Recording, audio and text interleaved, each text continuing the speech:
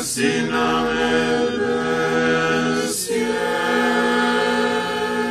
da svjati sjaj imja Tvoje, da priđe carstije Tvoje, da bude volja Tvoja, jako na nebesi i na zemlji.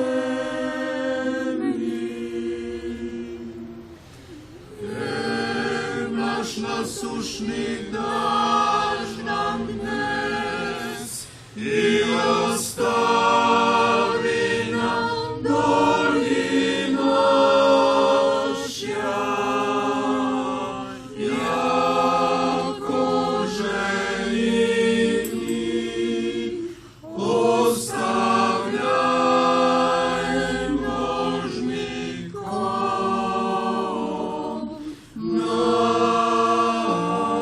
našim i ne vedi nas svoj iskušenje,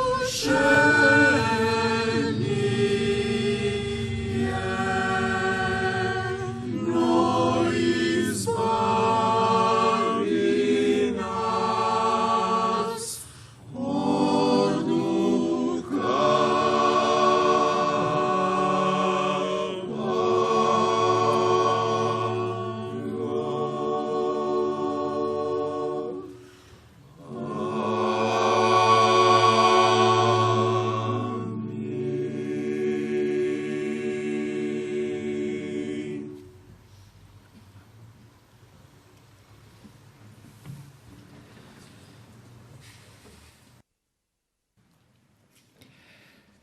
Časni oci, domaćini, braćo i sestre, gospodo hrišćanska, pomaže Bog. Evo nas s pomoći Božijom i pod nebeskim pokroviteljstvom naših srpskih i sveslovenskih svetih otaca i prosvetitelja Ćirile i Metodija i Save Srpskoga po 9. put na velikoj svetkovini pravoslavne vjere, kulture i srpskog narodnog pamćenja na Novskom trgu od ćirilice. Dobro nam došli.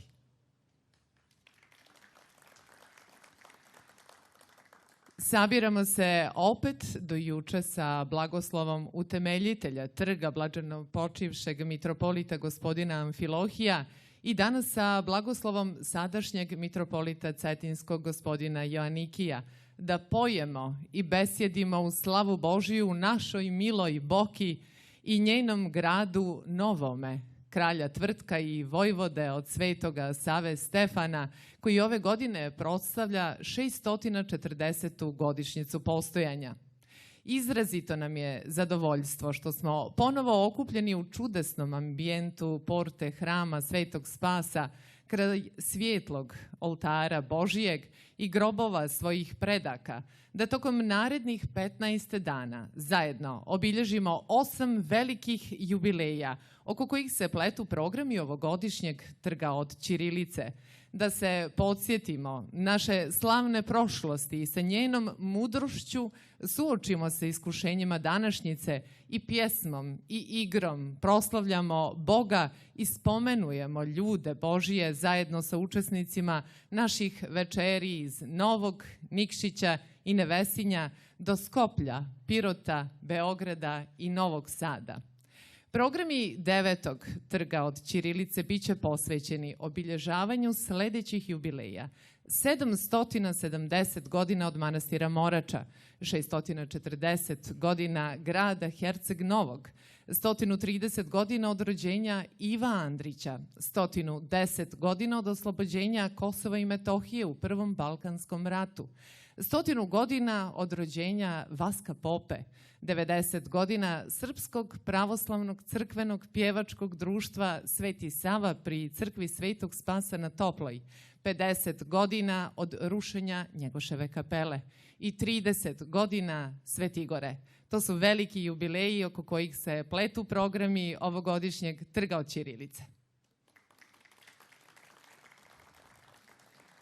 A i Trg od ćirilice se približava svom jubileju, pa će sljedeće godine navršiti 10 godina svoga postojanja, zahvaljujući istrajnosti njegovih organizatora, izdavačkoj kući Mitropolije Crnogorsko-Primorske Sveti Gora, arhijerejskom namjesništvu Herceg-Novskom, Udruženju književnika Crne Gore, Udruženju izdavača i knjižara Crne Gore, a uz veliku i istrajnu podršku uprave grada Podorijenom.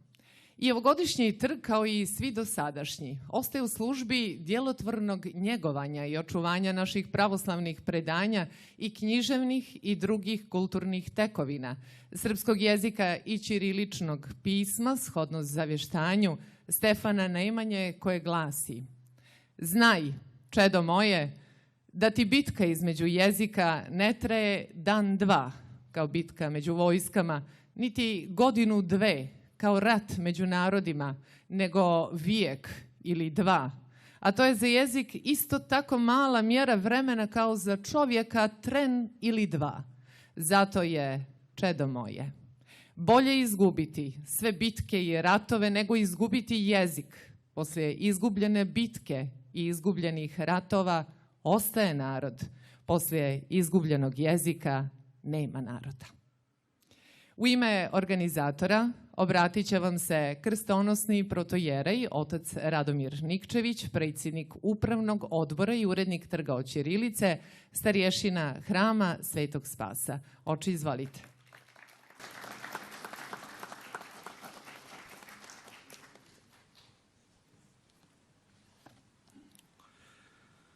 Pomaže Bog, poštovani gospodine Rogoviću, konzule Republike Srbije u Crnoj Gori, gospodine Roganoviću, direktore Uprave za saradnju sa crkvama i vjerskim zajednicama Republike Srbije, gospodine Katiću, gradonačelniče Herceg Novog sa saradnicima,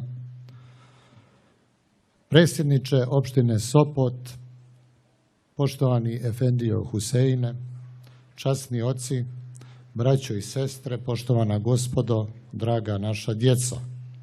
Čuli smo da je ovo 9. godina od kada se sabiramo na ovom Nomskom trgu od ćirilice pod Orijenom.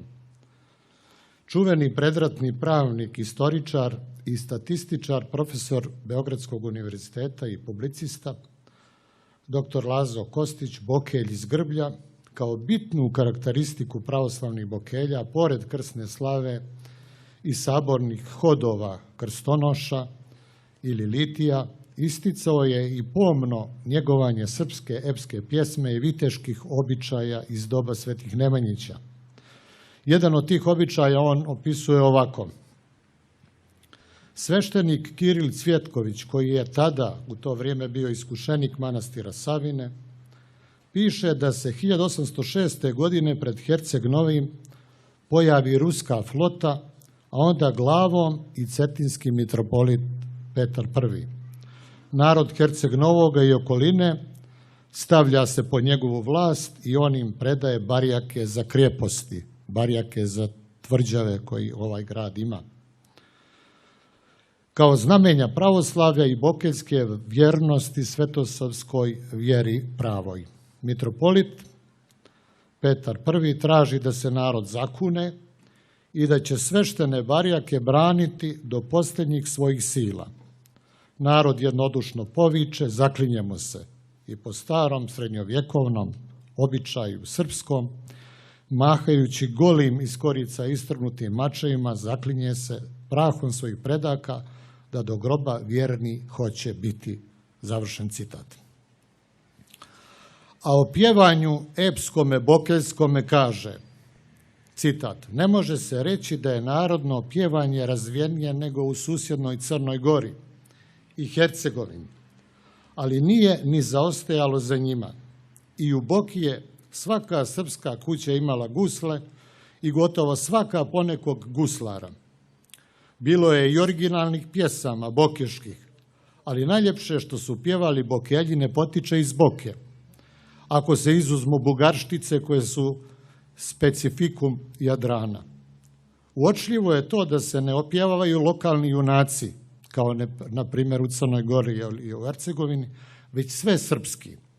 U epici nije se Srbin iz Primorja razlikovao od Srbina iz Zagorja. I još navodi mišljenje jednog čuvenog tadašnjeg poznavaoca našeg narodnog pjesništva Artura Serenzena, koji kaže: junačka pjesma stare Srbije našla je na obalama Jadrana svoje posljednje pribježište.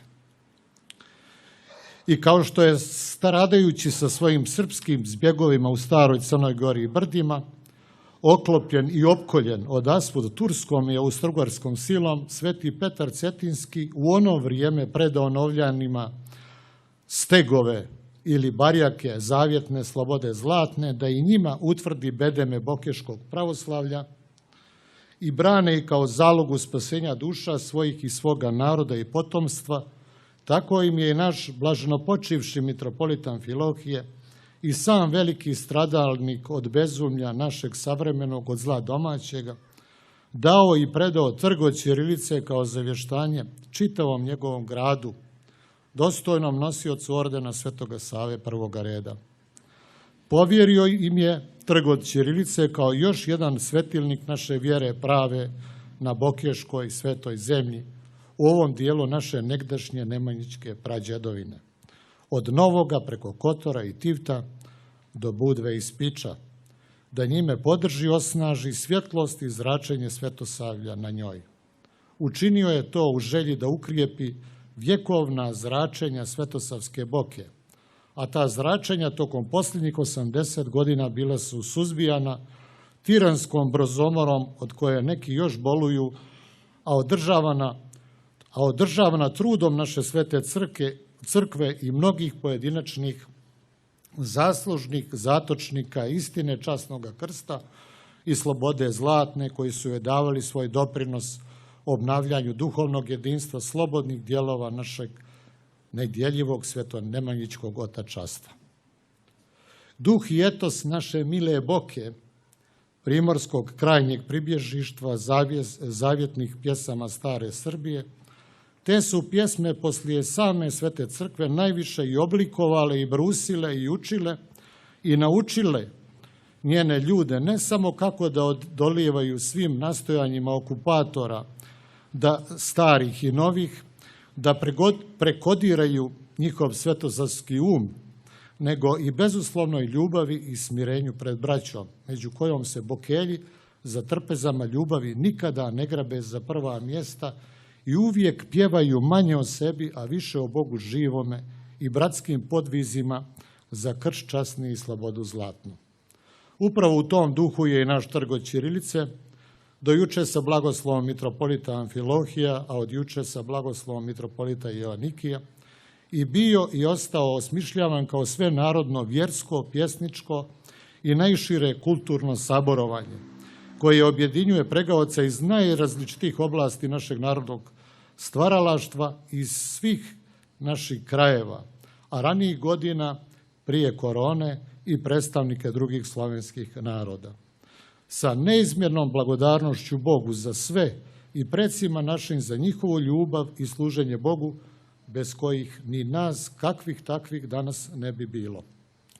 Želio bih još da napomenem da od ove godine sa blagoslovom mitropolita Joanikija trg od ćirilice sa Srpskim pravoslavnim pjevačkim društvom Sveti Sava priređuju u čast blaženopočivšeg mitropolita Amfilohija za sveto uspenje presvete Bogorodice, slavu manastira Savine, Đedov sabor, sa željom da on postane još jedna od pravoslavnih tradicija Herceg Novog, koji ove godine proslavlja 640 godina svoga postojanja. Ako Bog da, ove godine na prvom Novskom Đedovom saboru, koji će se održati 28. i 29. avgusta, imat ćemo posebnu radost da nas svojom molitvom i boravkom u Herceg Novom blagoslovi njegova svetost patrijarh srpski gospodin Porfirije. A sada pozivam gradonačelnika, gospodina Stevana Katića, da svečano otvori ovogodišnji trg od ćirilice. Hvala. Izvolite, gospodine Katić.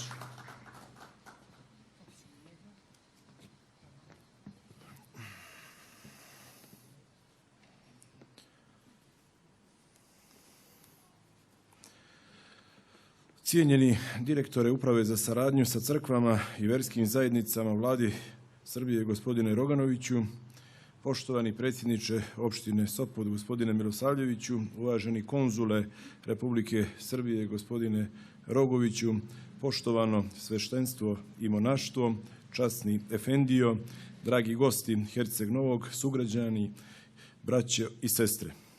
Izuzetno mi je zadovoljstvo da vas pozdravim na početku 9. trga od ćirilice, čiji pokrovitelj je tradicionalno opština Herceg Novi. Kao i mnogo puta do sada, trg od ćirilice i ove godine baca snop svjetlosti i skreće pažnju javnosti na datume i jubileje koji su od izuzetnog značaja za naš grad i narod.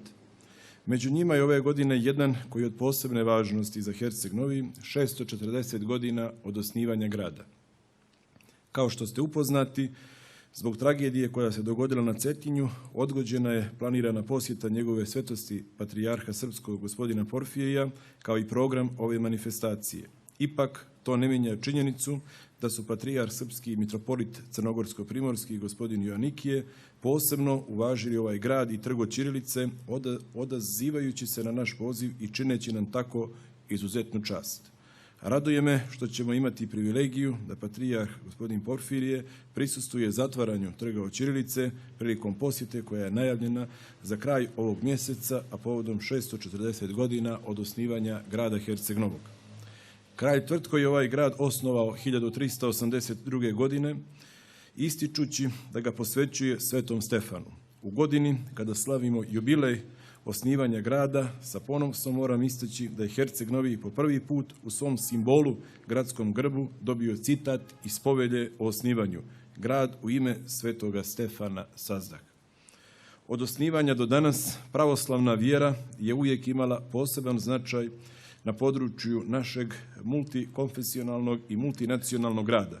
Narod Herceg Novog je vjekovima unazad posvećen očuvanju svoje vjere, jezika i ćiriličnog pisma, a jedinstveni primjer za to je i osnivanje Topaljske komunitadi prije više od 300 godina upravo na ovom mjestu pri hramu Svetog Spasa na Toploj. Iako pod mletačkom upravom Topaljska gradska opština je imala pravo na korištenje ćirilice, što i danas pamtimo kao veliku pobjedu samosvjesnog i ponosnog naroda hercegnovskog. Organizacijom trga od ćirilice mi nastavljamo nit koja seže do Topaljske komunitadi i čak od samog osnivanja grada čuvamo i štitimo svoj jezik i ćirilično pismo kao neodvojivi dio kulture i identiteta. Kontinuitet ove manifestacije, kvalitet, sadržaj i renome učesnika pokazuje da je prepoznat njen značaj, te da postoji snažna svijest o potrebi za ovakvim programima koji su jedna od pretpostavki razvoja kulture i čuvanja kulturnih specifičnosti u modernom vremenu. Želim da uputim riječi zahvalnosti organizatorima trga od ćirilice, svim učesnicima i posjetiocima. Uvijek ćemo vas rado dočekivati u gradu Kralja Tvrtka i vojvode od Svetoga Save Stefana u gradu nosioca ordena Svetog Save. Proglašavam 9. trg od ćirilice otvorenim i hvala na pažnji.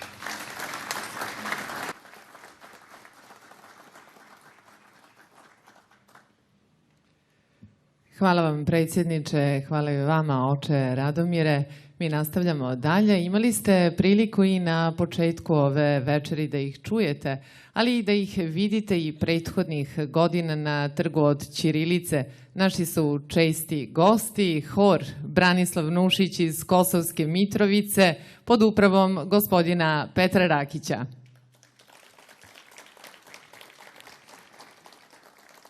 Ovaj hor osnovan je prije više od 9 decenija, a posle izvjesnog prekida prije 33 godine je obnovljen rad hora.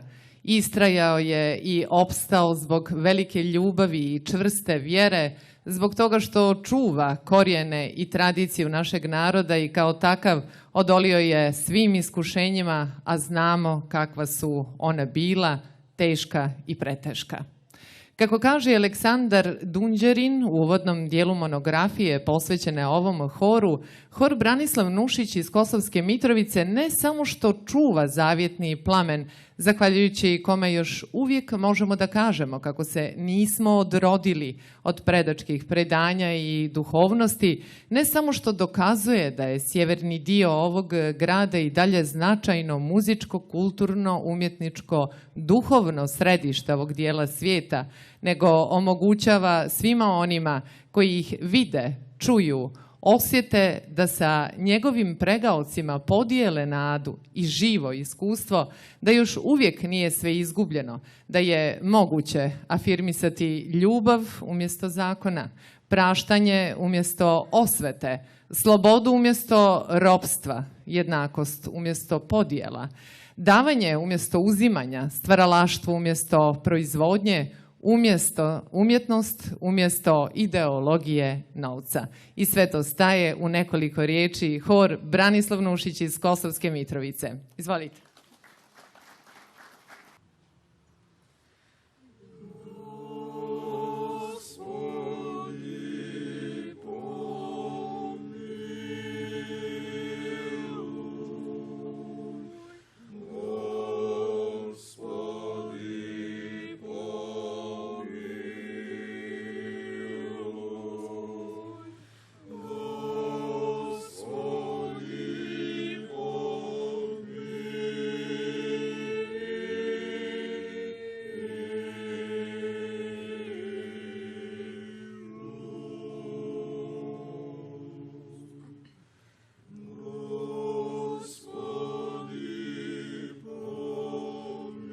Carska Srbijo, svetla ti lica.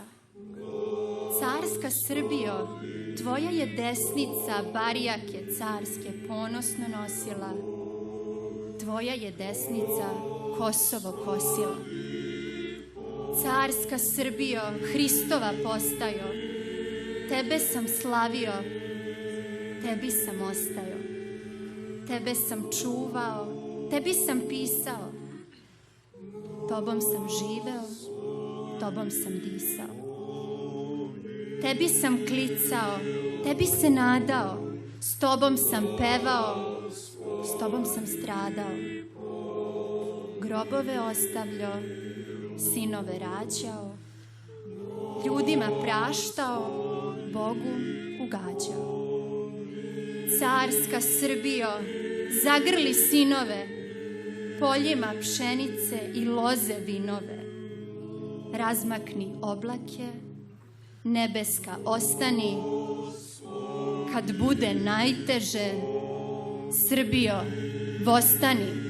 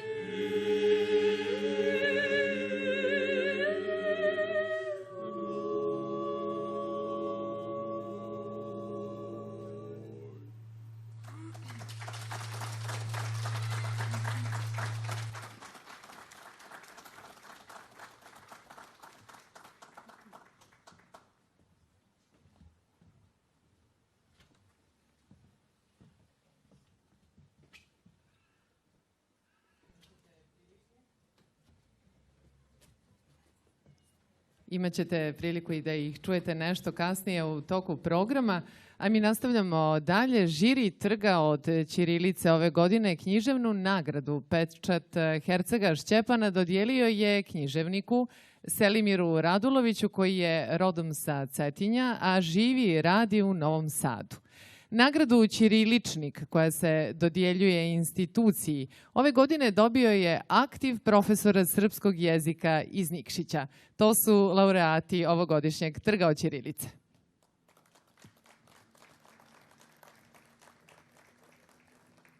I vrijeme je da najavimo prvi program, prve večeri 9. Trga od ćirilice kojim obilježavamo 110 godina od oslobođenja Kosova i Metohije u Prvom Balkanskom ratu. Pogledat ćemo dokumentarni film Kumanovska operacija u produkciji Radio-televizije Srbije autora Nikole Lorencina.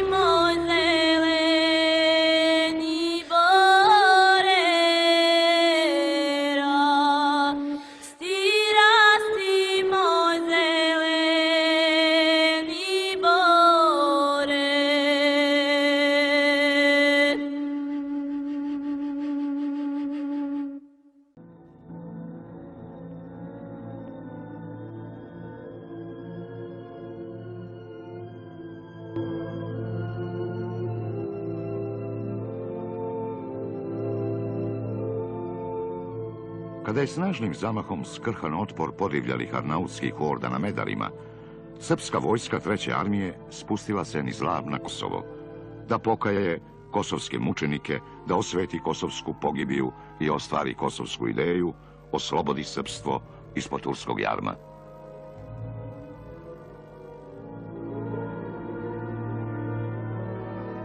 Izađo smo iz klanca, pred nama puca polje Kosova. Zar je moguće opisati utisak koji mi je u onom trenutku obuzeo dušu? To nije moguće iskazati. To samo ja znam, kao što mi reče jedan seljak sa Kosova, kad sam ga pitao kako mu je.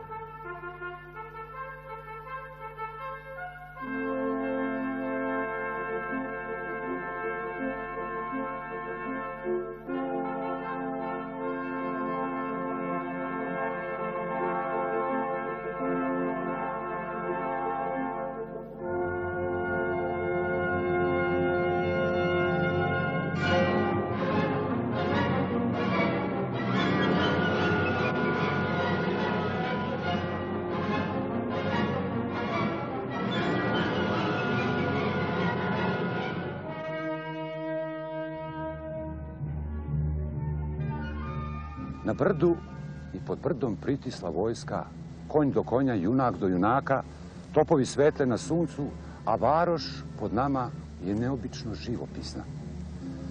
Srpska vojska uđe pevajući i plačući u Prištinu.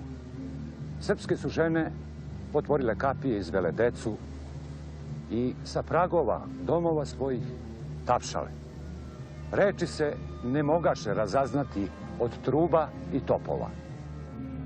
Posle teksta iz časopisa Balkanski rat u slici i reči i izveštaja Jaše Tomića, ratnog dopisnika, čujmo i sjećanje nepoznatog vojnika.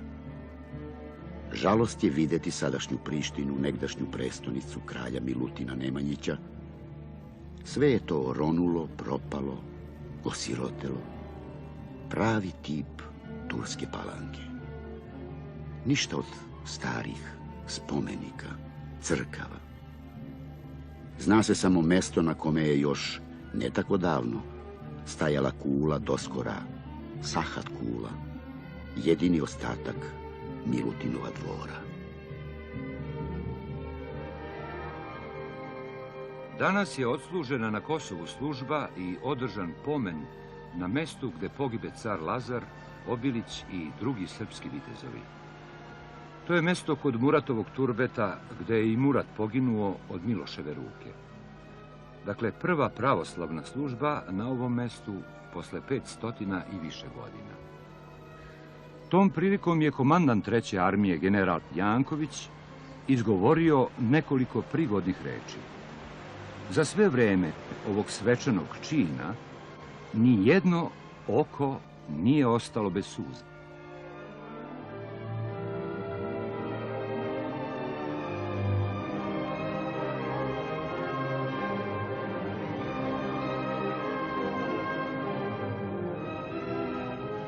Danas su sahranili Đorđa Đokne.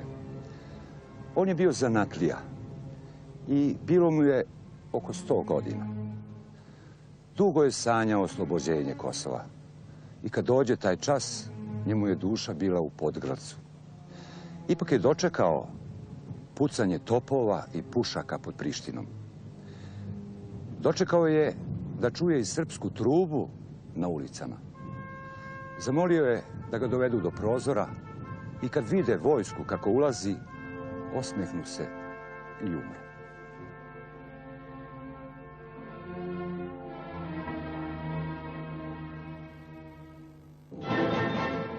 Ovako je ulazak u Prištinu opisao Jaša Tomić. A komandant turske zapadne vojske Ali Riza Paša posle pada Prištine 24. oktobra poslao je depešu albanskom vođi Isi Boljetincu. Vi ste do sada uzeli iz vojnih magazina 63.000 pušaka i niste uradili ništa. Priština je zauzeta. Taj poraz je sram za državu i za narod. On je uvreda za slavno osmanlijsko oružje. Gde su sada vaša obećanja? Sada bar pohitajte da organizujete čete, da zbunjujete neprijatelja kad već niste sposobni za rat.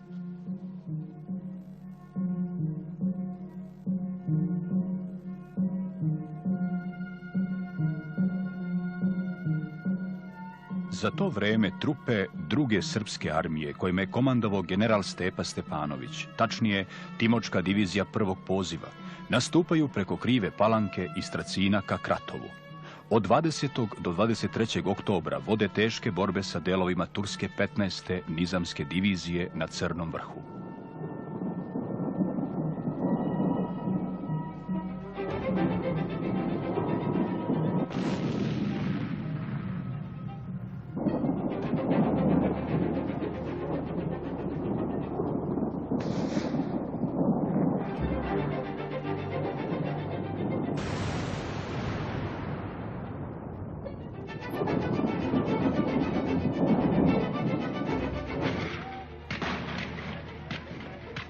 U beleškama jednog učesnika iz 14. puka piše: Kada se već izbilo skoro na položaj za 150 do 200 metara, presta vatra na celom turskom položaju na Crnom vrhu. Ovim je bilo jasno da Turci ne smedoše da sačekaju jurišni nož. Čete dobiše nalog da izlaze na položaj i gone neprijatelja vatrom. Predveče zapečaćena je sudbina Crnog vrha. Taj Gorostas je bio u našim rukama. Turska vojska koja ga je branila nadala se u bekstvo. Ovom srpskom pobedom otvoren je bio put za štit.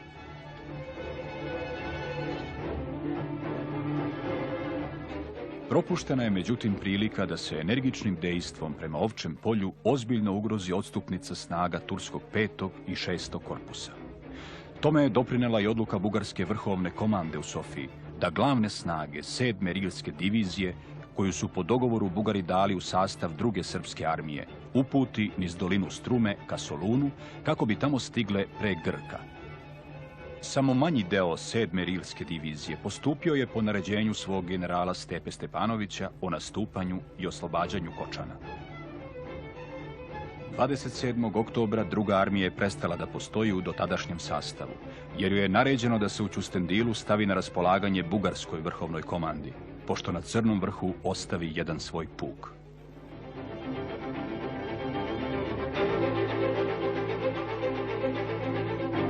Trupe prve srpske armije, koja je preduzela ofanzivu ka Ovčem polju i Skoplju, na prvi ozbiljan otpor naiđoše na Rujnu. O borbi koja se vodila 20. oktobra svedoči jedan od neposrednih učesnika.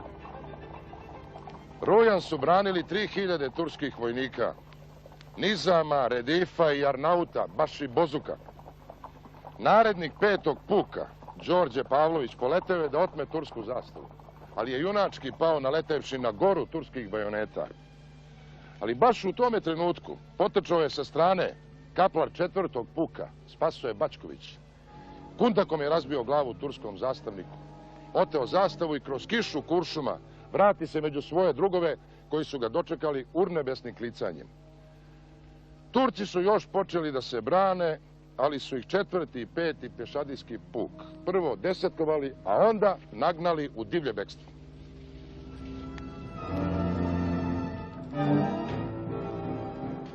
Bitka na Rujnu bila je završena. Silazili smo polagano u selo Stajkovce. Kad smo izašli iz sela i popeli se na jednu visoravan, vidjeli smo dva naša konjanika kako teraju ispred sebe 3 vezana Arnautina. Noć uoči bitke kod Kumanova proveli smo više sela Bugarinj. Kad poče da sviće, na padini iza nas začu se graje. Pogleda smo na tu stranu i pred komandantovim šatorom vide smo veliku gomilu vojnika. U sredini jedan visok požarevljanin stoji izdignute glave i tumači. A kraj njega cvokoće od zime jedno 10-godišnje Arnauče.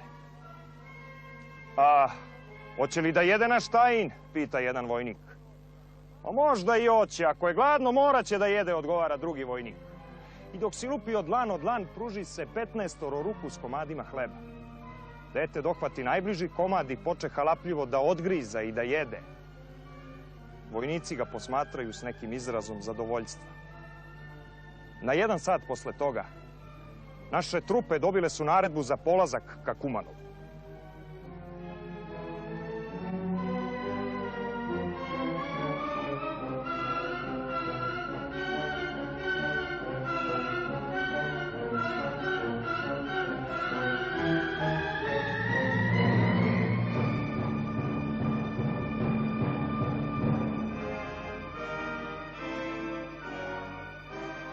Ovako književnik i publicista Darko Ribnikar opisuje atmosferu uoči Kumanovske bitke koju su otpočeli četnici. Krenuli su u ofanzivu, jer nisu mogli da izdrže atmosferu iščekivanja uoči bitke. Došlo je do prvih sukoba. Uvek na mrtvoj straži, vojvoda Vuk je sa svojim sokolima neprestance bio u prvim borbenim redovima armije prestolonaslednika Aleksandra. Tresak njegove bombe u sred turskog logora 20. oktobra na Starcu nadao je u divlje bekstvo turske askere pre nego što je tu čestito i stigla srpska vojska. I slavnu Kumanovsku bitku na Mladom Nagoričanu također su započele njegove hrabre čete.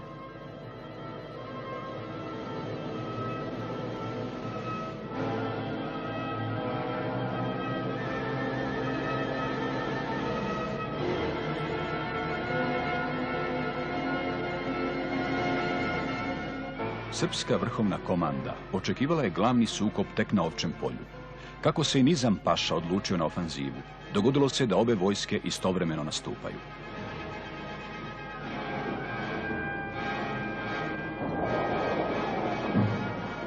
Uzvišenje Zebrnjak kod Kumanova postalo je tako neočekivano poprište odlučujuće bitke Prvog Balkanskog rata. Bio je to školski primjer bitke u susretu, u kojoj je odlučujuću ulogu odigrala prisebnost običnih vojnika i komandnog kadra jedinica koje su se iznenada našle u veoma žestokoj borbi.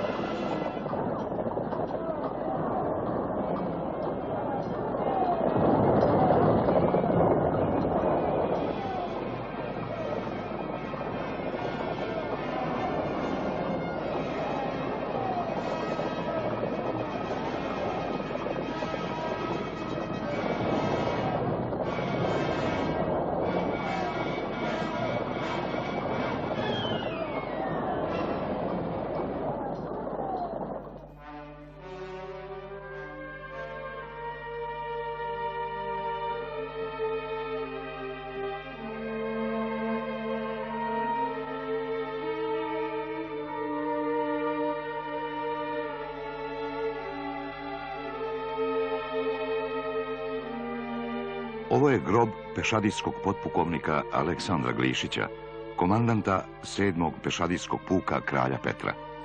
Kapetan istog puka, Svetislav Đukić, svedoči. Bio je prvi oficir puka koji će pasti od neprijateljskog zrna i glavni junak borbene tragedije na Kumanovu. Po pričanju očevidaca, ubijen je na prevaru.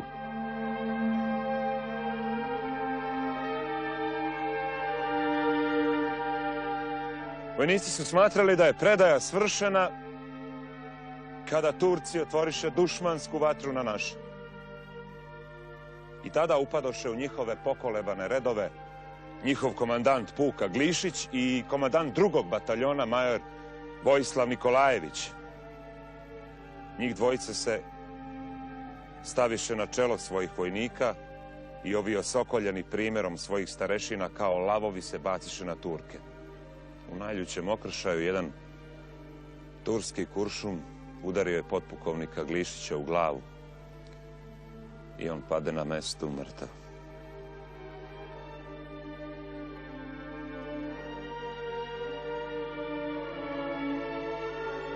U tom strašnom momentu pronese se po položaju munjevitom brzinom vest da je komandant Glišić poginuo i da su svi oficiri na levom krilu izginuli. Nastade pometnja, zabuna, mnogi izgubiše svako prisustvo duha videći na sred položaja mrtvo telo svoga komandanta. Kao najstariji komandir iz ta dva bataljona, krenem se duž položaja da sa ostatkom oficira vratim duh i red na položaju. Po opisu jednog vojnika, telo komandanta Glišića ležalo je okrenuto licem prema zemlji. Slavni čoveče, oprosti što te još nismo sklonili. Posle krvave Kumanovske bitke, Aleksandar Glišić je, kao i većina parih srpskih oficira, sahranjen na mestu gde je položio život. Docnije su ga zahvalni Kumanovčani preneli i sahranili na počasnom mestu svog groblja. Tim povodom, u Kumanovskoj crkvi Svete Trojice služeno je opelo.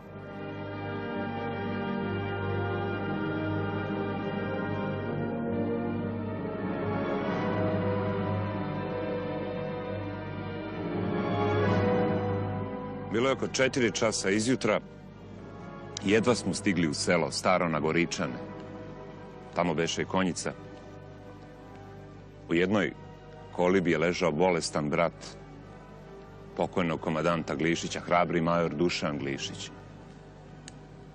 koji me zapita kako mu je brat poginuo. Major Glišić, orilo se bojnim poljem. Tako nam je pričao sam major. Do mene su dopirali ti glasovi i ja sam osjetio da mi je brat pao, ali se odazvati pozivu nisam mogao jer sam i sam s bataljonom imao krvavu borbu.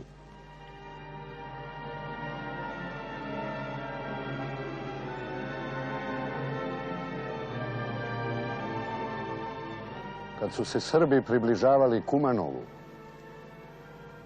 varoš je izgledala pusta, ali kuće su međutim bile pune bašibozuka, tih najogorčenijih neprijatelja Srba.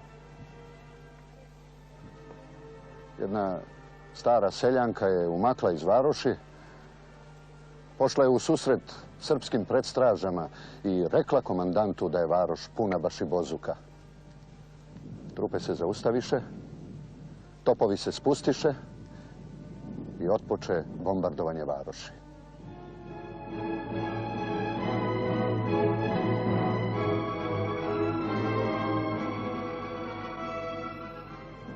Zgranut iznenađenjem, neprijatelj je bežao kroz ravnicu, a artiljerijska vatra ga je pratila, ubijajući gomilama.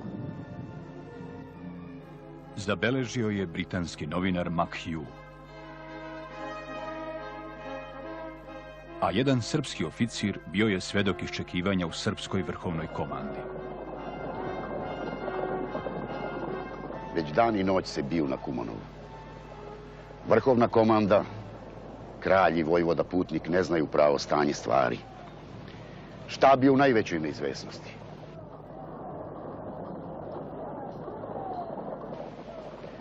Selo se za ručak, ali se nikome ne ruča. Odjedared oficir ordonans donosi depešu iz armijskog štaba. Svi uprli oči u ordonansa.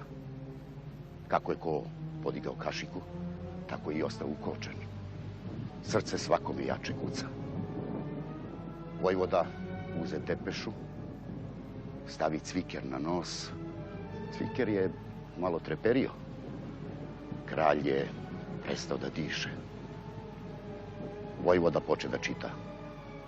Neprijatelj se posle uporne borbe počeo povlačiti sa linije Konjare, Lopata. Kašike zveknuše od tanjire.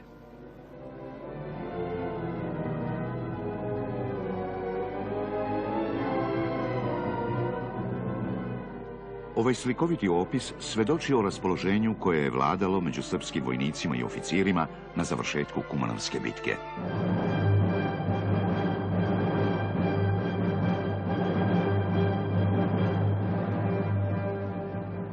Prema zvaničnim izveštajima objavljenim odmah po Kumanovskoj bitci, dva najveća heroja ove slavne pobjede bila su dva mlada oficira. Ljutomir Đorđević, koji je za svoj heroizam unapređen od kapetana druge klase za majora, i pešadijski kapetan prve klase Pavle Jurišić Šturm, koji je u miru u stihovima umeo da opeva srpsku slavu, a na krvavom Megdanu dokazao da je dostojan da se peva o njegovoj slavi. Pukovnik Pavle Jurišić Šturm dobio je posle Kumanovske bitke čin generala. U čin generala unapređeni su i pukovnici Ilija Gojković, Živojin Mišić, Đorđe Mihajlović,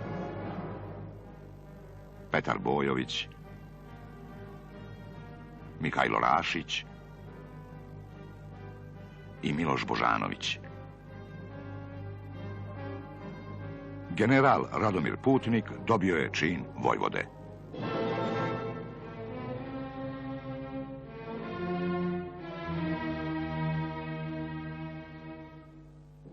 Kumanovska bitka otvorila je put svim kasnijim pobjedama srpske vojske. Ta prva velika pobjeda plaćena je velikim gubicima. Iz stroja izbačeno je 4486 srpskih vojnika i oficira.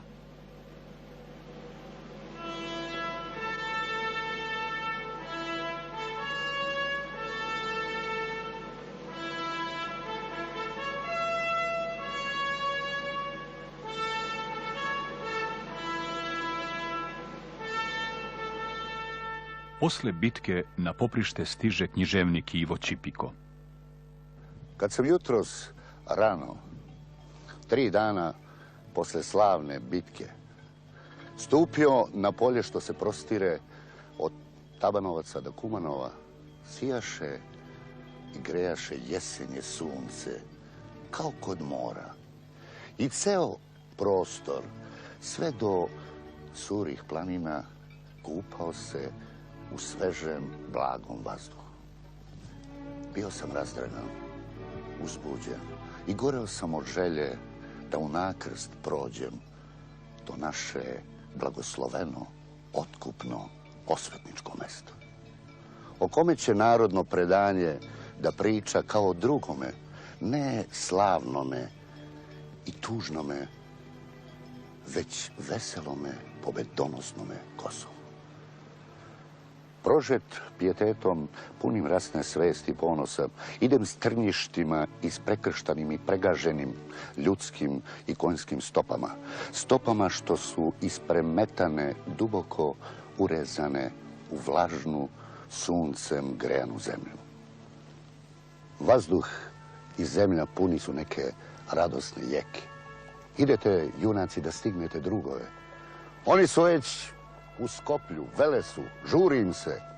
Čujem odsečne, nervozne glasove iz naroda. Žurite! Žurite na more! Povikah ja živo.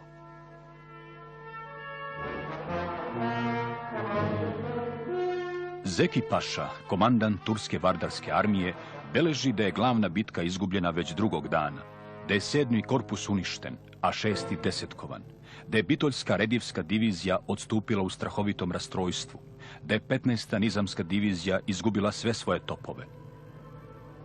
Srpska vrhovna komanda ne koristi rastrojstvo turskih trupa i zaustavlja srpske divizije na zauzetim turskim položajima. Umorni od teške borbe, srpski vojnici su se odmarali u tihoj, blagoj i vedroj noći. Niko na celom frontu nije u taj mak slutio šta se dogodilo. Niko nije slutio da je učestvovao u događaju istorijskog značaja. Niko nije bio svestan da je toga dana završena vekovna borba srpskog naroda s Turcima, da je srušena Turska imperija, da je ispunjeno ono što su želele i za čim su težile generacije srpskog naroda stotinama godina. Sjećao se istoričar Stanoje Stanojević atmosfere posle Kumanovske bitke. Italijanski novinar Guelfo Civinini izvestio je: U sam osvitak stigao sam u Kumanovo.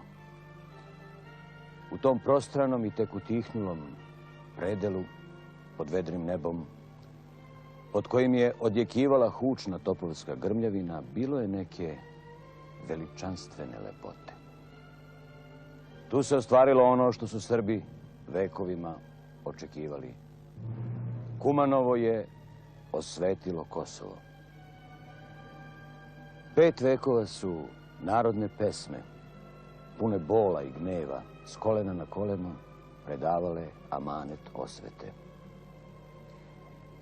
U pastirskim i seljačkim kolibama slepi guslari su gostima pevali o podvizima starih junaka. Kumanovo, mala, nepoznata varoš, ima danas svoje mjesto u istoriji. Tamo gore, u onoj tihoj dolini koja se proteže do stare srpske granice, odlučena je istorijska sudbina jednog naroda. To je prosta i veličanstvena misao koja se nameće čoveku više nego ma koja druga. To je tajna veličanstvene lepote tog ratnog predela. Pobedom kod Kumanova bio je srpskoj vojsci otvoren put za Skoplje.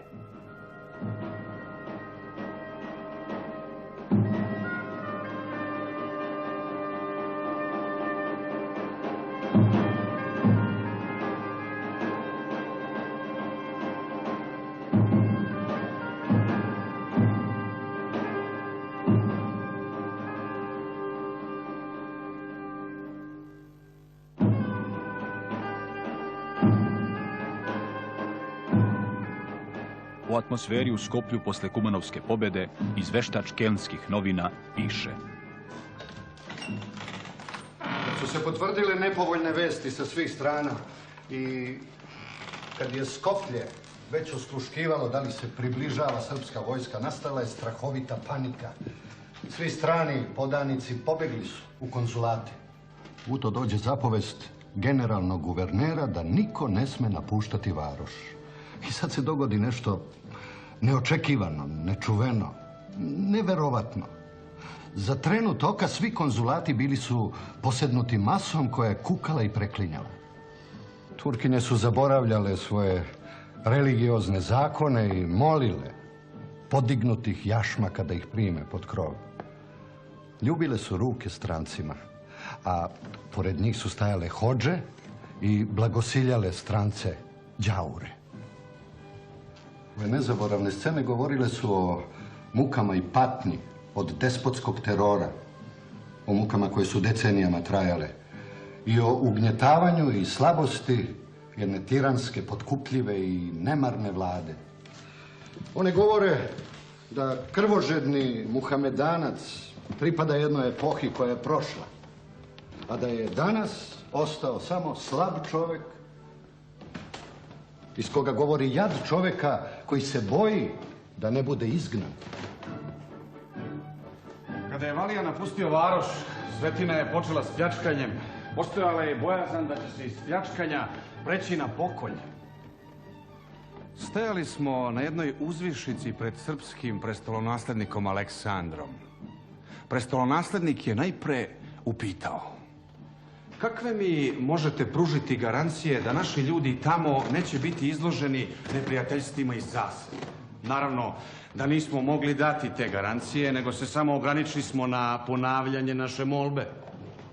Prestolonaslednik se onda reši da ispuni našu molbu i da u osiguranom položaju umaršira u varoš. Tako je dr. Marijan od Heimroth-Hesfelda, austrougarski konzul u Skoplju, opisao susret prestolonaslednika Aleksandra i delegacije koja je izašla da preda grad.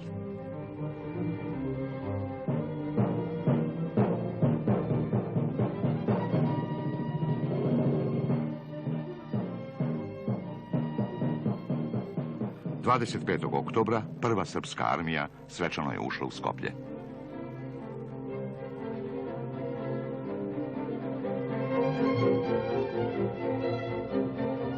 Slika iz Balkanskog rata u slici i reči najboljeg ratnog fotografa gospodina Riste Marjanovića predstavlja dolazak pukova srpske pešadije u grad koji ih radosno dočekuje.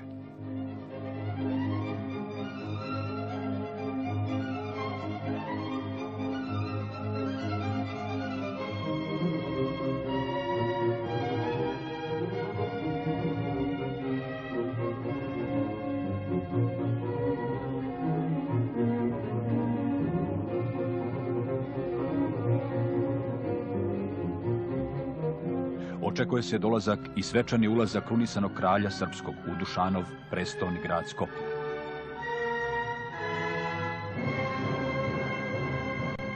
U Dvorskom dnevniku je zabeleženo pod datumom od 20. oktobra da je doček kralja Petra u Skoplju protekao u veličanstvenoj atmosferi. Prvi na ovoj slici je kraljevi Đorđe, do njega je major Kovačević, a do ovoga komandant prve armije, prestolonaslednik Aleksandar i pomoćnik načelnika štaba vrhovne komande, general Živojin Mišić.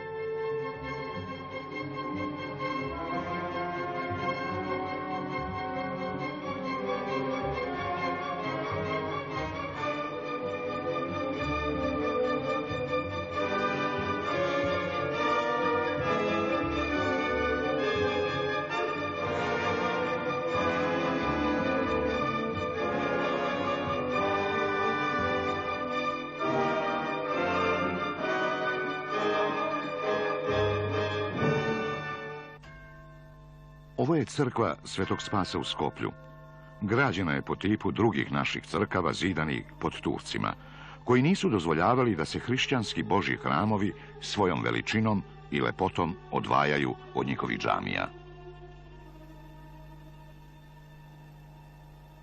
Slika predstavlja momenat izlaska kralja Petra iz crkve, u kojoj je prisustvovao pomenu palim kosovskim osvetnicima.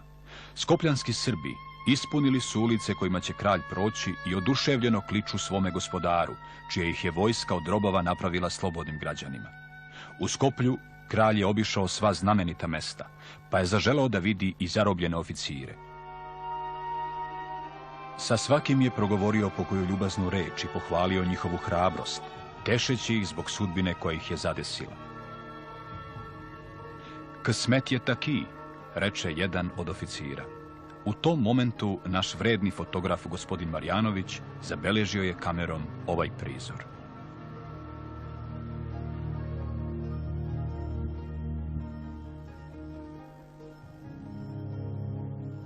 Operacije Ibarske vojske koja je prešla granicu 19. oktobra i posle borbi promenljive sreće 23. oktobra oslobodila Novi Pazar, otkrivamo iz beležaka jednog četnika.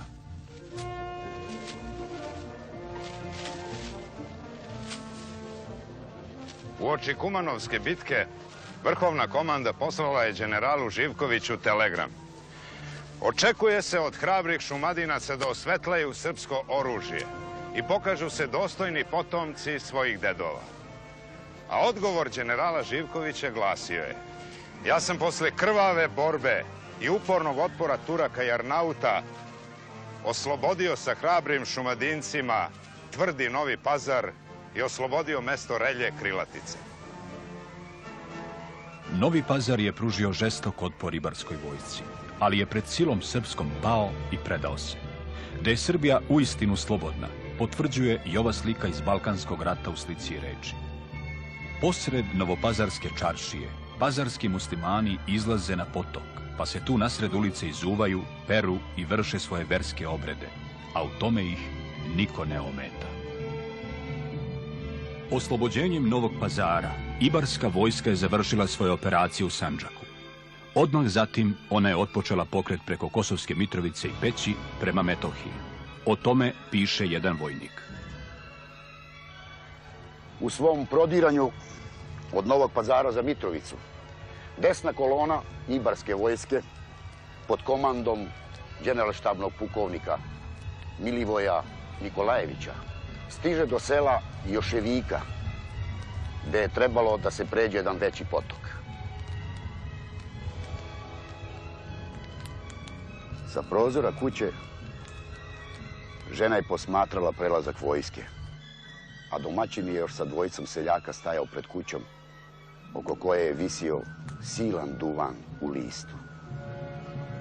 Odavno vas mi željno očekujemo i srećni smo da vas našom sirotinjom možemo uslužiti. Neka ste srećni kad ste nam došli, reče žena, predajući vojnicima nisku duvana je 10 metara dug. U očima starog ratnika, pukovnika, zasja suze radosnica, što mu je Bog dao života i zdravlje da doživi ovakav doček na Kosovu.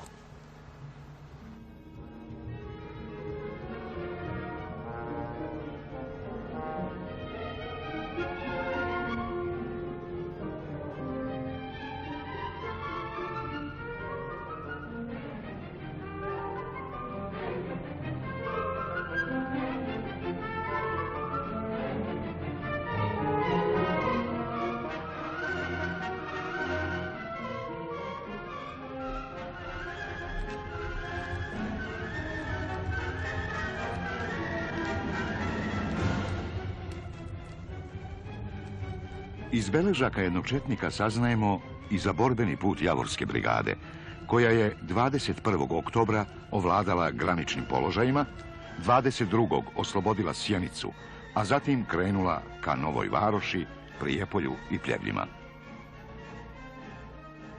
Oko 4 časa popodne čula se potmula grmljavina prvih srpskih topova sa Javora. Tamo je naša vojska nastupala ka Kalipolju.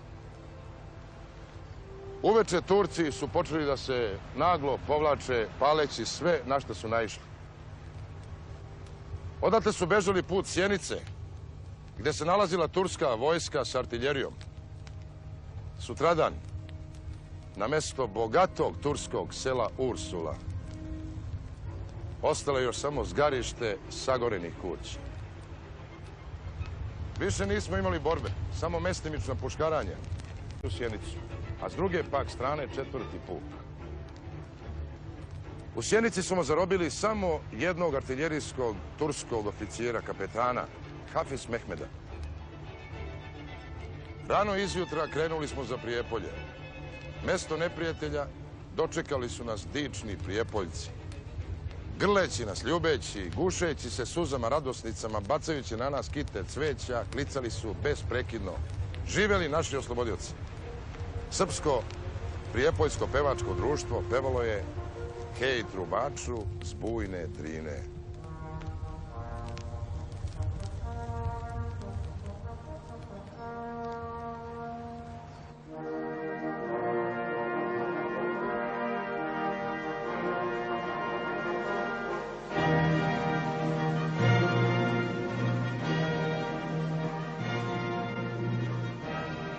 Na Zindovićevoj slici vidi se grupa srpskih vojnika i oficira sa pešadijskim poručnikom doktorom Dragišom Đurićem na čelu, kome su prijepoljske Srpkinje predale venac cveća u znak zahvalnosti i priznanja srpskoj vojsci.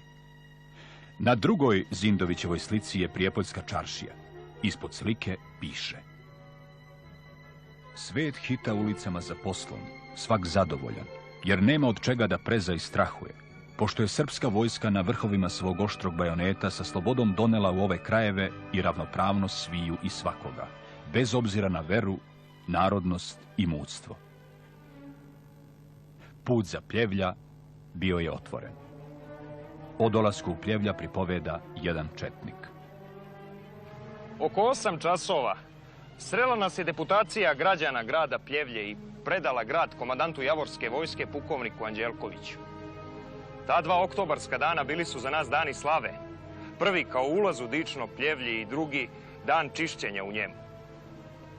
Pljevlje je danas najveći i najvažniji grad u Sandžaku. Ustalaštvo i pregalaštvo Pljevljaka najbolje se ogleda u njihovom manastiru Svete Trojice i novoj gimnazijskoj zgradi. Kad ono pre nekolike godine neprijatelji srpski zapališe gimnaziju u Pljevlju, Pljevljanci za nepunu godinu dana lepšu i bolju sazidaše. A za manastir Svete Trojice može se reći da je to najuređeniji i najbogatiji manastir u staroj Srbiji. Svršivši svoj zadatak, naša brigada se sad nalazi na mrtvoj straži.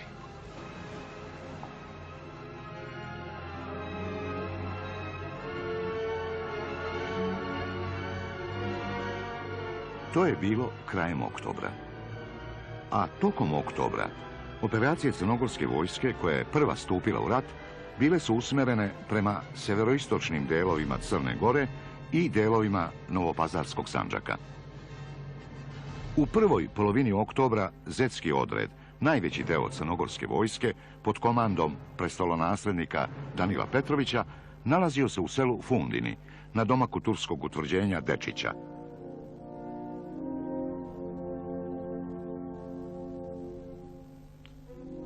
Kralj je izdao strogu naredbu da se ženama nikako ne dozvoli pristup vojsci. Kraljeva naredba je održavana do juriša na Dečić, ali čim je Dečić zauzet, nije bilo te sile koja je mogla sprečiti Crnogorke da ne priteknu svojoj ranjenoj braći u pomoć. Stari kralj, duboko potresen, zaplaka i izdade naredbu da žene slobodno mogu pratiti vojsku. Tako su, zahvaljujući Crnogorkama, ranjenici iz Dečića prevezeni u Podgoricu.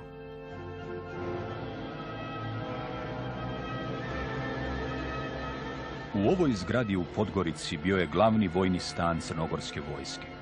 Odavde je dejstvovala vrhovna komanda. Odavde su stizale prve vesti o crnogorskim uspesima. I za vreme ovog rata, i ranije za vreme pokreta Arnauta Malisora, Podgorica je bila sklonište njihove nejači, odmorište njihovih boraca i bolnica njihovih ranjenika.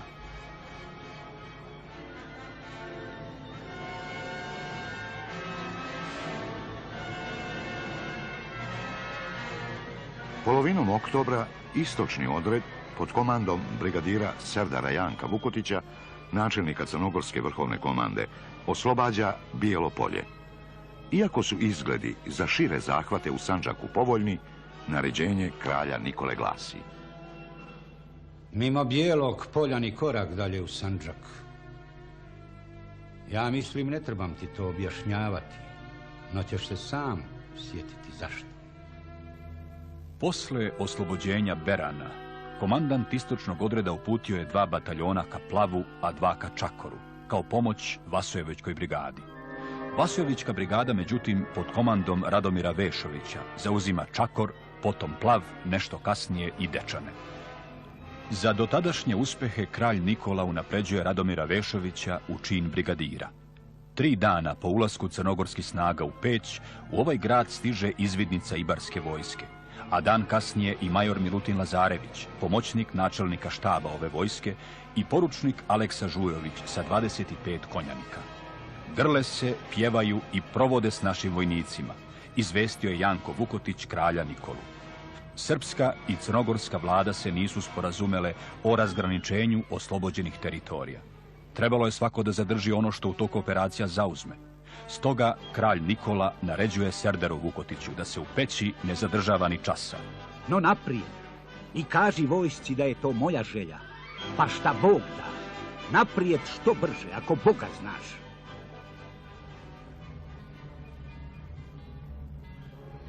Srpska vrhovna komanda je na sličan način požurivala komandanta 3. armije da što pre zauzme Prizren i Đakovicu, dokle nisu tamo stigli Crnogorci. Oslobođenje Đakovice, na koju su jasno pretendovale obe strane, izazvaće ozbiljnu zavadu između Srbije i Crne Gore. Istovremeno sa srpskim i crnogorskim snagama delovala je i grčka vojna sila. Grčka epirska armija odbacila je Turke iz Epira u pravcu Janjine. Tesalska armija energično je nadirala dolinom reke Bistrice ka Solunu.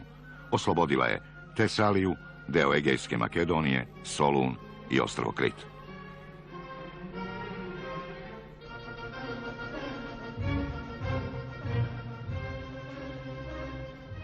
Grčka flota blokirala je turske obale, zauzela čitav niz turskih ostrva, štitila prevoz savezničkih trupa i onemogućavala Turcima prevoženje vojske iz Male Azije morskim putem. Na istočnom bojištu bugarske armije su u oktobru izvojevale velike pobjede kod Lozengrada i Jedrena, saterale Šukri Pašine snage u utvrđeni Jedrenski rejon i opkolile Jedrene.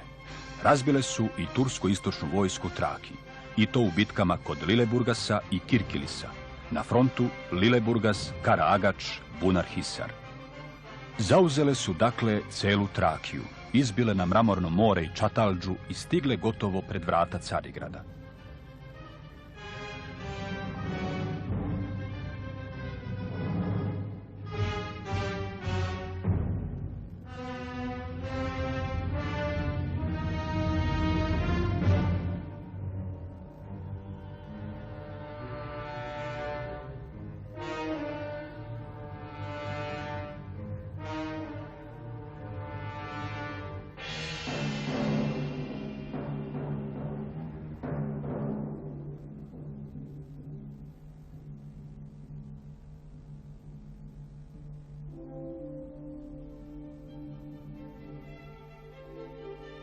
Na zahtjev Bugarske, mada to nije bilo predviđeno ugovorom, srpska vrhovna komanda poslala je drugu armiju pod komandom generala Stepe Stepanovića kao ispomoć za opsadu Jedrena, gdje je veoma dugo vođena borba.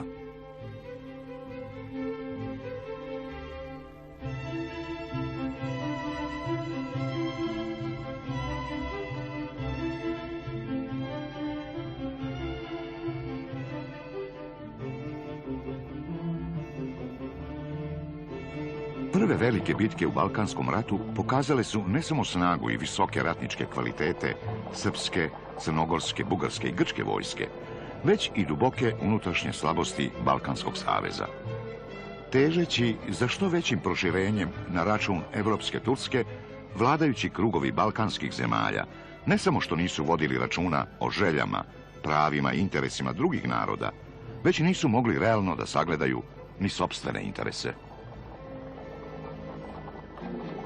Već 26. oktobra grčka vlada se obratila Bugarskoj sa zahtevom da se donese odluka o aneksiji do tada okupiranih oblasti, a 3. novembra dostavila joj je i svoj prvi pismeni projekt o podjeli Makedonije. Prema tom projektu reka Mesta bila je označena kao granica između Grčke i Bugarske u Makedoniji. Zahtjevi grčke vlade zaprepastili su bugarske vladajuće krugove koji su pretendovali na Solun i Bitolj i sve teritorije severoistočno od Šar planine. 4. novembra Anatol Nekljudov, ruski poslanik u Sofiji, obaveštava Sergeja Sazonova, ruskog ministra spoljnih poslova, da pitanje teritorijalne podjele između Bugarske i Grčke, neregulisano njihovim sporazumom, može dovesti do opasnih trvenja među saveznicima. I Matija Bošković, srpski poslanik u Atini, konstatuje u svom izveštaju od 5. novembra da pitanje razgraničenja između Grčke i Bugarske u Makedoniji i Trakiji krije u sebi opasnost po savezničku solidarnost. Prvi incident između Grčke i Bugarske vojske dogodio se 9. novembra prilikom ulaska bugarskih trupa u Solun, uprkos trostrukom upozorenju od strane Grka da je Solun već u njihovim rukama. Jedan od najznačajnijih zadataka i ciljeva Srbije u ovom ratu bio je izlazak na Jadransko more. Zato je i djelovanje vrhovne komande bilo podređeno tom cilju. Suočena s odlučnim protivljenjem centralnih sila da izbije na Jadransko primorje, Srbija je 2. novembra zatražila podršku Grčke za svoju jadransku politiku, ističući da se ona odrekla izlaska na more dolinom Vardara u interesu sporazuma sa Bugarima i Grcima i zbog toga s pravom očekuje da će Grčka prihvatiti zahtjev Srbije za izlazak na Jadransko more.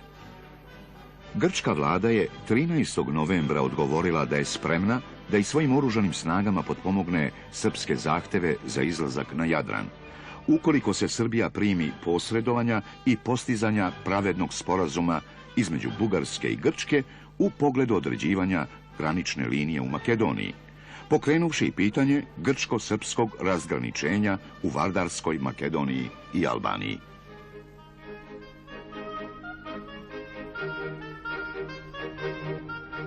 11. novembra veliki vezir Ćamil Paša zamolio je bugarskog kralja Ferdinanda da se zaključi primirje.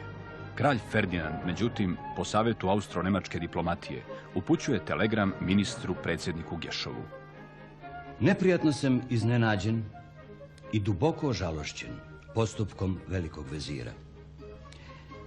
Ja kao Bugarin i vrhovni doj onih neustrašivih i nepobedivih vojski pod zidinama Carigrada, u ime časti našeg otečastva, prinuđen sam zabraniti vam da prenesete zahtev velikog vezira našim saveznicima, sve dok ne dobijem mišljenje mojih pomoćnika i zapovednika 3 armija, 5 odgovornih ljudi za ishod ovoga rata. Obaveštena o ozbiljnim nesuglasicama između Bugarske i Grčke oko Soluna i između Srbije i Crne Gore oko Đakovice, ruska vlada 17. novembra savjetuje balkanskim saveznicima da izbjegavaju i najmanje međusobne sukobe.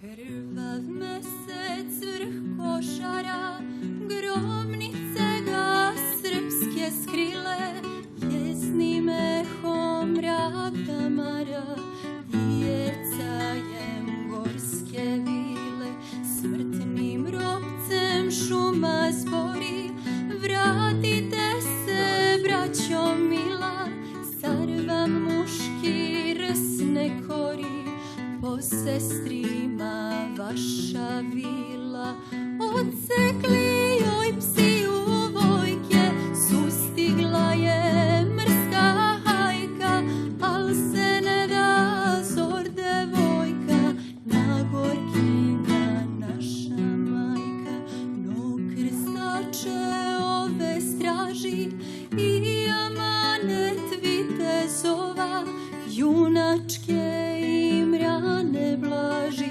starom pesmom sa Kosova tiho tuži i zapeva, ne navikla na okove, ko Kosovka negda deva, mrtvu braću pesmom zove. Vratite se, sokolovi, vratite se, meni amo, traže od nas pradedovi, da dušmane isteramo. Dižite se, divjunaci, počivati ne smijete, treba jaram da se zbaci i da opet poginete.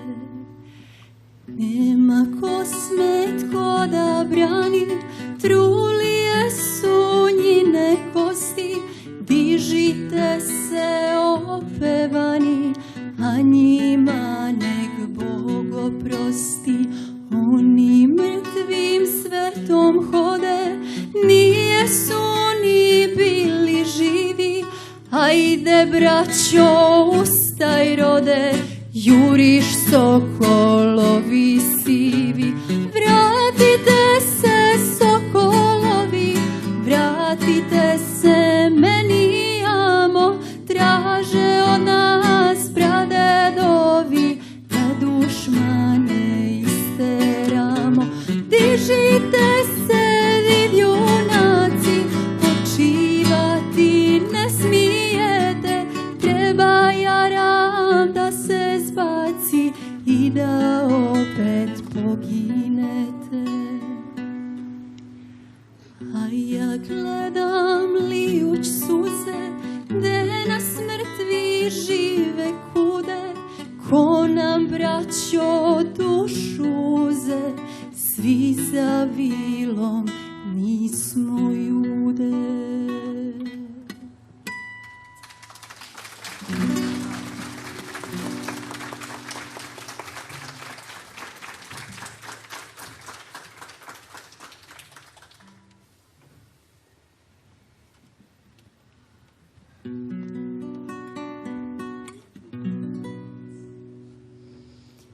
I crven cvete prerasla te trava, 5 godinica nisam tebe brala. Kosovo mi pile krilom suzu krije, da doše te pitao me niko nije. A ja molim te, zbog ponosa junaka, zbog slave srpskog roda, zbog sreće devojaka i Božijeg blagoslova, ti ne daj da ti odem bez krsta i bez slave, ti ne daj Vidovdane da ime mi nestane cvete.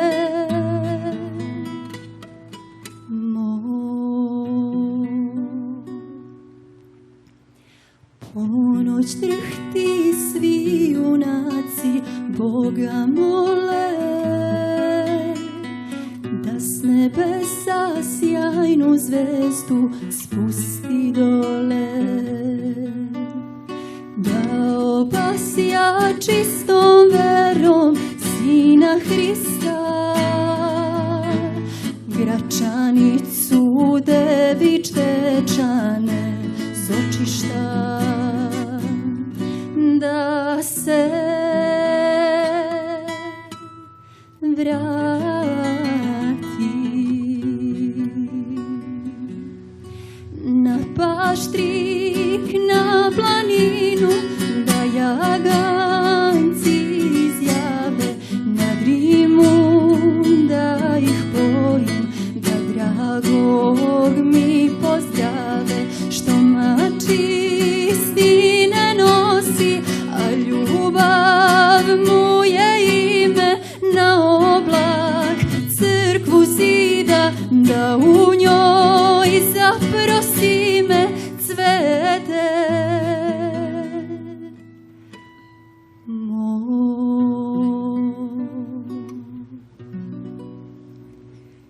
I anđeli će crkvi cuda spuste, nasred stara Dušanova bela grada. Metohija sjajna zvezdo, bit će moja, Oče naš nek bude opet volja tvoja. Moj Božure, i život bih dala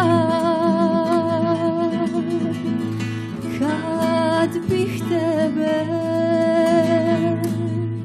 svojom rukom brala.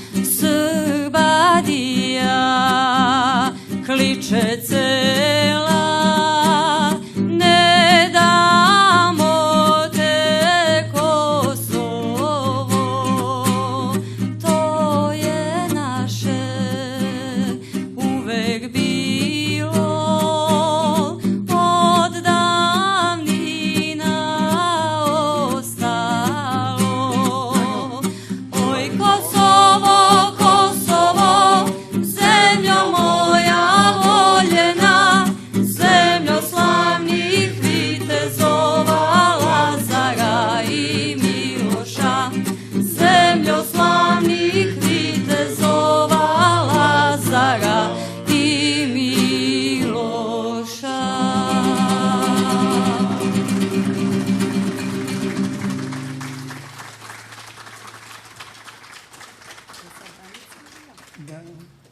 Marija Belakurija.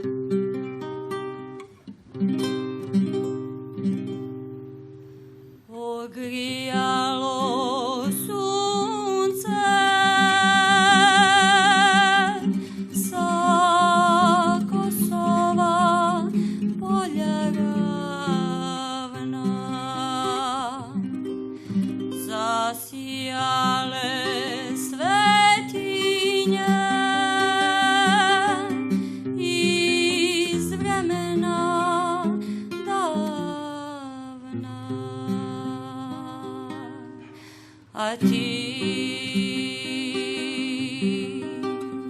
veseli se srpski rode zbog slobode i zbog slavnih Nemanjića, Obilića, Petrovića i zbog slavne Gračanice, Studenice, Ravanice, nek se srpski barjak vije od Prizrena do Runije. Odjeknula zvona sa starih dečana. Ovo je zemlja Lazara i Stefana, a ti veseli se srpski rod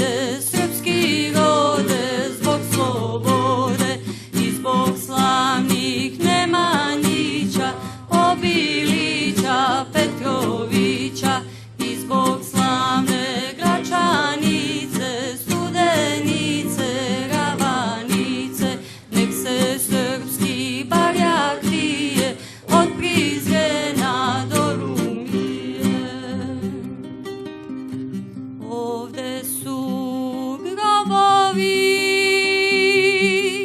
slavnih predaka, što odbraniše svetu veru od Turaka. A ti veseli se srpski rode, zbog slobode i zbog slavnih Nemanjića, Obilića, Petrovića, i zbog slavne Gračanice, Studenice, Ravanice. Nek se srpski barjak vije od Prizrena do Rumije.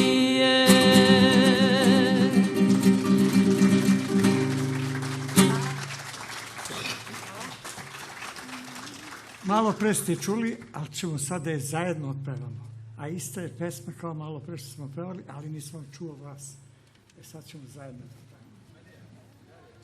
Kosovo.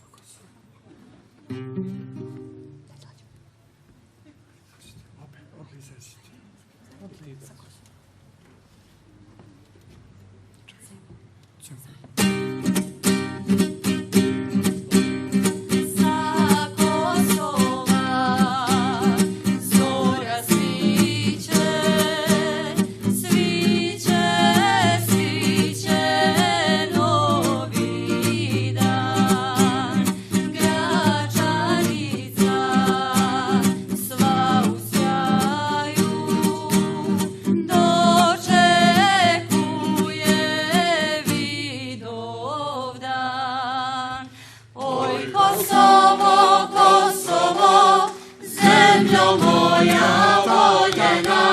Zemljo slavnih vitezova, Lazara i Miloša. Zemljo slavnih vitezova, Lazara i Miloša. Sve delije od Srbije, svako srce ponosno voli, zemlju svoju, gazi mestan Kosovo. Oj Kosovo, Kosovo, zemljo moja voljena, zemljo slavnih vitezova, Lazara i Miloša. Zemljo slavnih vitezova, Lazara i Miloša. Srbadija kliče cela, ne damo te Kosovo. To je naše uvek bilo, od davnina ostalo. Oj Kosovo, Kosovo, zemljo moja voljena, zemljo slavnih vitezova, Lazara i Miloša. Zemljo slavnih vitezova, Lazara i Miloša.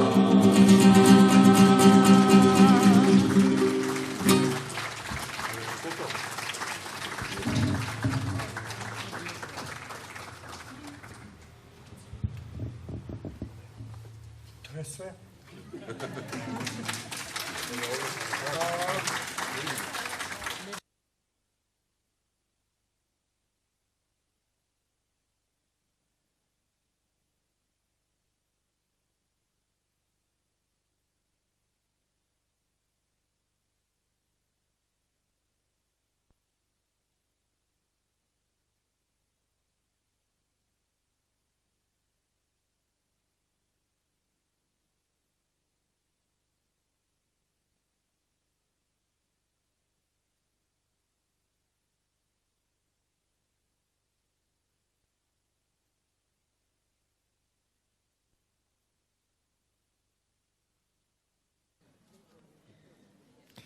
Hvala još jednom našim prijateljima iz Kosovske Mitrovice. Hvala što su ovakvom pjesmom i pojanjem uveličali prvo veče Trga od ćirilice.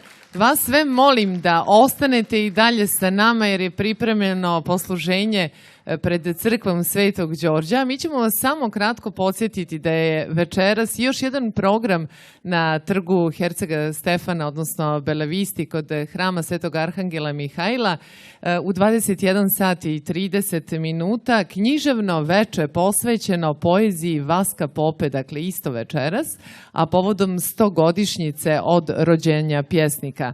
U programu učestvuju dr. Ranko Popović, magistar Milorad Durutović i Radomir Uljarević. Ovo je svakako prilika da vas zadržimo još trenutak samo i da vam predstavimo koji su to programi sutra veče na Trgu od ćirilice, ovdje u porti hrama Svetog Spasa na Toploj u 20 sati i 30 minuta program. Starosrpski jug, nekad i sad pravoslavno srpstvo Makedonije, Kosova i Metohije, Crne Gore i Boke.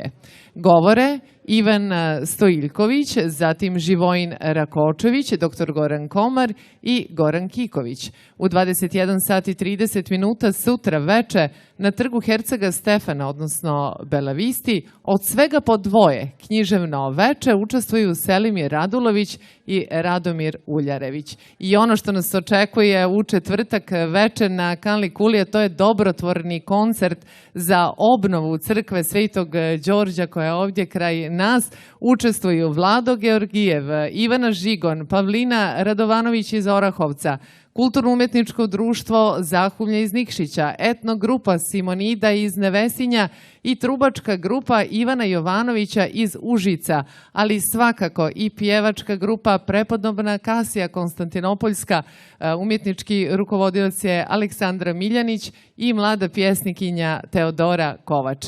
Hvala vam svima što ste večeras bili ovdje sa nama i uveličili ovo veče. Molim vas, pridružite nam se na posluženju koje je pripremljeno ovdje i do novog susreta. Svako dobro vam želimo.